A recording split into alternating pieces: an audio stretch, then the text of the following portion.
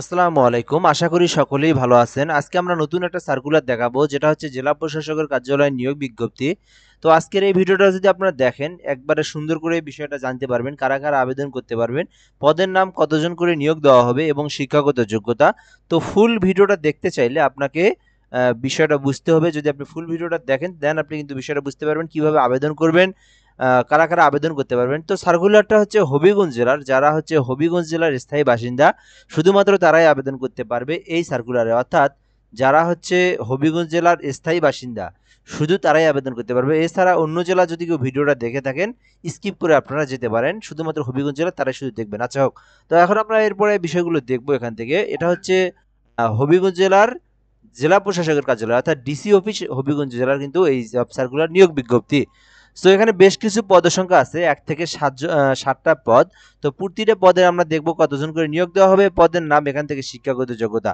So 1 নম্বরে দেওয়া আছে নাজির কাম কেশিয়ার, 6 জনকে নিয়োগ দেওয়া হবে। এবং 2 নম্বরে আছে অফিস সহকারী কাম কম্পিউটার মুদ্রাক্ষরিক। এখানে কিন্তু গ্রেডগুলো দেওয়া আছে, সবগুলো কিন্তু 16তম গ্রেডের, এবং 16তম গ্রেডের 9,000 থেকে 22,000 টাকা বেতন স্কেল হয়ে থাকে। তো 1 নম্বরে আছে নাজির কাম কেশিয়ার 6 জন, অফিস সহকারী কাম কম্পিউটার মুদ্রাক্ষরিক 18 জন, সার্টিফিকেট পেশকারে 4 জন, সার্টিফিকেট সহকারীতে 4 জন, ক্রেডিট চেকিং কাম সায়রাতে হচ্ছে 6 জন, মিউটেশন কাম সার্টিফিকেট সহকারীতে 6 জন।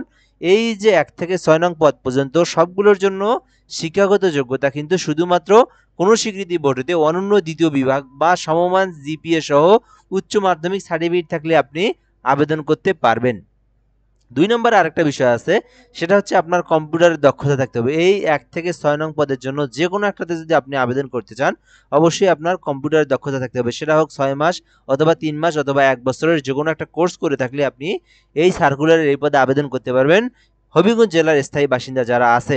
এরপরে আপনাদেরকে অবশ্যই কম্পিউটার কম্পোজ সর্বনিম্ন গতি বাংলাতে 20 শব্দ এবং ইংরেজিতে 20 শব্দ থাকলেও আপনি আবেদন করতে পারবেন। অর্থাৎ এই বিষয়টাও কিন্তু আপনার থাকতে হবে, বাংলা এবং ইংরেজিতে টাইপের গতি যেন 20টা বাই 20টা শব্দ পার মিনিটে থাকে। যাই হোক, তার আগে আমি বলে নেই, এই সার্কুলারটা যে আপনি দেখলেন, এছাড়াও কিন্তু বাংলাদেশের যত অধিদপ্তরের সার্কুলার আছে সমস্ত সার্কুলারগুলো কিন্তু আমাদের এই চ্যানেলে আপলোড করে থাকি।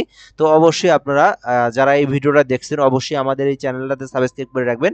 আশা করি বাংলাদেশের যত সার্কুলার আছে সকল সার্কুলারগুলো আপনারা ইনশাল্লাহ পেয়ে যাবেন আমাদের এই চ্যানেলের মাধ্যমেই।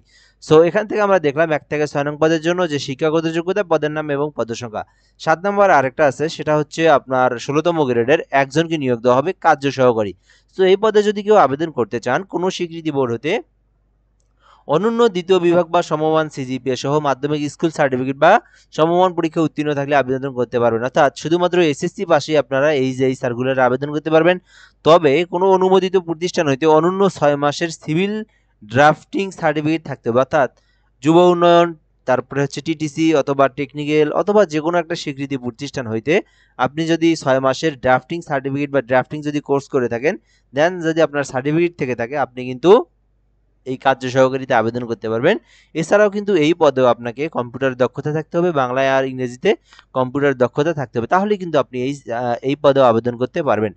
সো এখান থেকে যে যে পদে আবেদন করবেন শিক্ষাগত যোগ্যতা মিল রেখে দেখে এখান থেকে পদসংখ্যাটা দেখে আবেদন করবেন। এখন যদি আমরা বলি আবেদন কিভাবে করবেন, আবেদনের সময় কবে থেকে শুরু এবং শেষ তারিখটা আমরা এখান থেকে দেখে নেব। সো এখানে বলাই আছে 1 নম্বরে যে অবশ্যই হবিগঞ্জ জেলার স্থায়ী বাসিন্দা হতে হবে। 2 নম্বরে দেওয়া আছে এই নিয়োগ বিজ্ঞপ্তিতে বর্ণিত পদে পূরণে ভূমি মন্ত্রণালয়ের মাঠ পর্যায়ের কর্মকর্তা কর্মচারী নিয়োগ বিধিমালা 2001 অনুসরণ করা হবে। অর্থাৎ এই ডিসি অফিসে আপনাকে নিয়োগ দেওয়া হবে।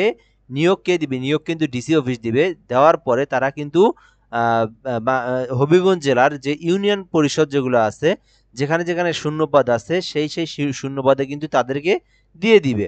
অর্থাৎ নিয়োগ কিন্তু ডিসি অফিস দিবে, দেওয়ার পরে তারা নিয়োগ দিয়ে যারা হচ্ছে সিলেকশন হবে, বিভিন্ন ভূমি ইউনিয়ন যেগুলো আছে সেই ইউনিয়ন পরিষদ, ভূমি ইউনিয়ন পরিষদে কিন্তু তাদেরকে দিয়ে দিবে। সো এরপরে এখান থেকে আমরা দেখতেছি 3 নম্বরে, যেটা হচ্ছে 18 থেকে 32 বছরের মধ্যে আপনার বয়সটা থাকতে হবে। আপনার 18 নিচেও হওয়া যাবে না, 32 প্লাস হলেও আপনি আবেদন করতে পারবেন না। সো বিবাহিত মহিলা প্রার্থীদের ক্ষেত্রে স্বামীর স্থায়ী ঠিকানা উল্লেখ করতে হবে। স্বামীর স্থায়ী ঠিকানা উল্লেখ করে কিন্তু অবশ্যই আবেদনটা করতে হবে।